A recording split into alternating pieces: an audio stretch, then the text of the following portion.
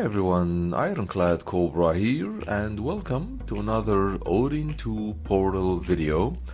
Today I'll be sharing with you some PS3 gameplay. Now of course, bear in mind, PS3 emulation is still in development, so it's not mature yet. So that means you should be expecting many games that might not work or crash down or even take a very long time to start. So you have to be patient.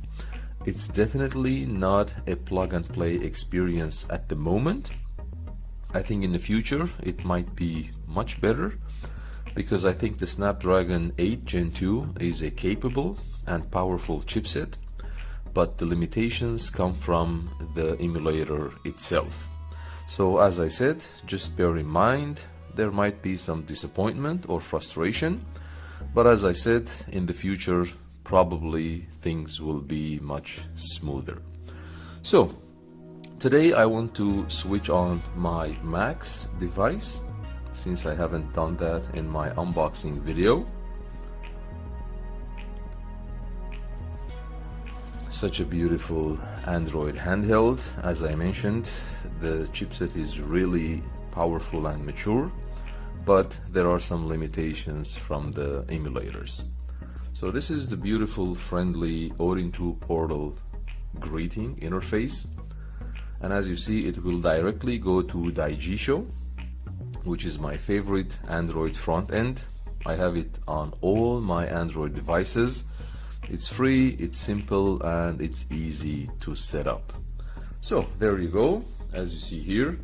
Now unfortunately I cannot, or I will not be able to launch my PS3 games from Daijisho, because Daijisho doesn't support the launch of this specific emulator that I use, which is the RPCSX. They only support the launch of the other PS3 emulator, which is the AP3SE. So as you see here, I have a couple of my favorite PS3 games, but as I mentioned, I won't be able to launch them from Daijisho, but I'll launch them from the emulator itself, which I'll be showing you in a minute. Okay, as you see here,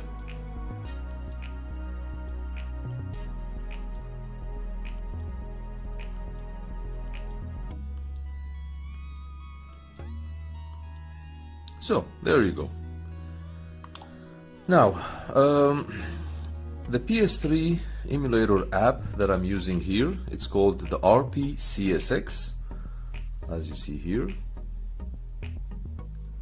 the RPCSX. As I mentioned, the other PS3 emulator, the AP3SE, is also good, but I personally prefer this one. And of course, for you to launch or to have PS3 emulation on your device, you basically need three things. The first, the RPCSX emulator, which you can get it directly from their official GitHub page, the APK file. I'll put it in the video description, you can check it out, and you can go to the assets section and you can download the latest released APK file. Every single thing I'm talking about will be in the video description. The second thing you need will be the PS3 firmware, which you can also get it from the official Sony PlayStation website. I'll include the link in the video description as well. And of course, the third thing you'll need is the PS3 game ROMs. Now unfortunately, as I always mention in my videos, I cannot share links to where to get the ROMs or game ROMs because they are copyrighted, but a simple Google search will show you where to find them. I'm personally using decrypted or unzipped ISO files, but I think you can also use PKG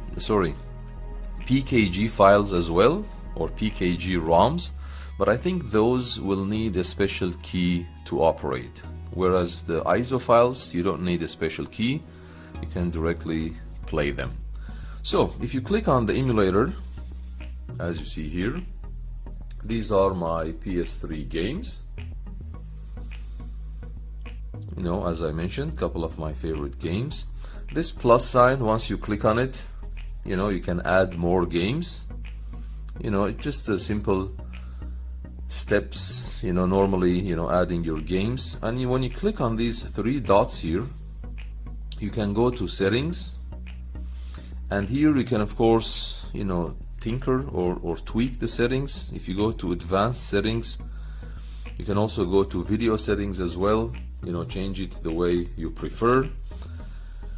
But one important thing to mention here is that you can also get custom GPU drivers from within the emulator itself. So you have the default emulator, you have the default GPU driver provided by the system or by the Odin. But then I downloaded two more, and if you see this plus sign, if you click on it, it goes to download or install. You can download it externally, or you can also install it from, you know, another sources. And if you go to download, for example, it shows you the different drivers available from within the emulator itself, and you can try whichever works for you. So I just downloaded the latest ones, these two here, and then you go import, and you can highlight them so the system uses them when you are playing the games. And of course, you know, as you always know, you can also go to controls. You can also, you know, map your controller or keys as well, you know, because pretty much they are pre-configured. I didn't do anything, I didn't change anything in my settings, so I just had the custom GPU driver. Okay, and as I mentioned, there will be lots of games that might not work. Other games might work or might, you know, take a long time to start, but you know, you have to be patient, and you shouldn't have really high expectations when it comes to PS3 emulation. So I'll just share some gameplay with you and see how it goes. Okay, let's try Need for Speed Hot Pursuit, one of my favorite racing games. As I mentioned, this little, you know, controller icon here, once you click on it, it removes the on-screen overlay controls. If you want, you can bring it back, but I personally prefer using the physical controllers on the handheld. So I'll just disable it from here. Let's see how this game will run.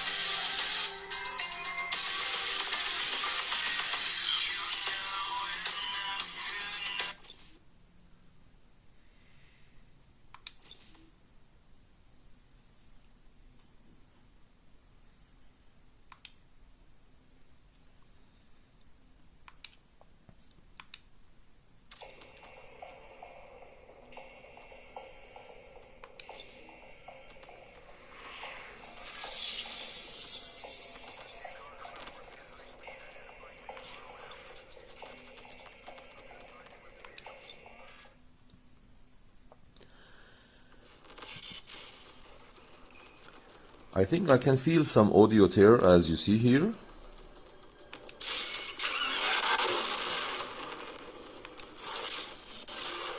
Let's give it a try.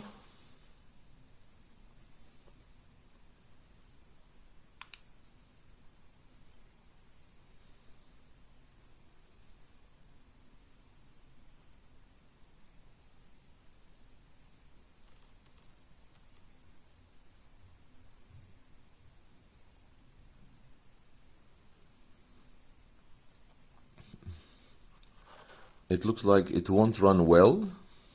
Let's see.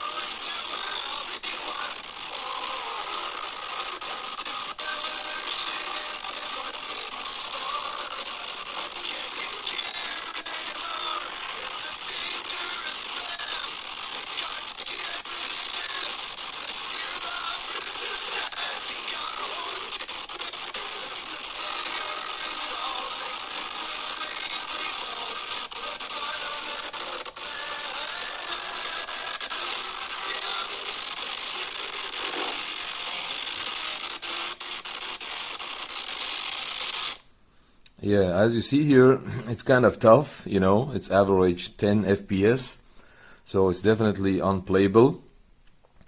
But I just wanted to show you, as I said, PlayStation 3 emulation is still early from the emulator itself, but you know, just to give you an idea on how it runs on the Snapdragon 8 Gen 2 chipset. I hope in the future they'll make a better, you know, progress and things will be much smoother. Okay guys, I think that would be for today. Thanks for watching. Feel free to like and subscribe if you enjoyed the video. And always remember, we don't stop gaming because we grow old. We grow old because we stop gaming.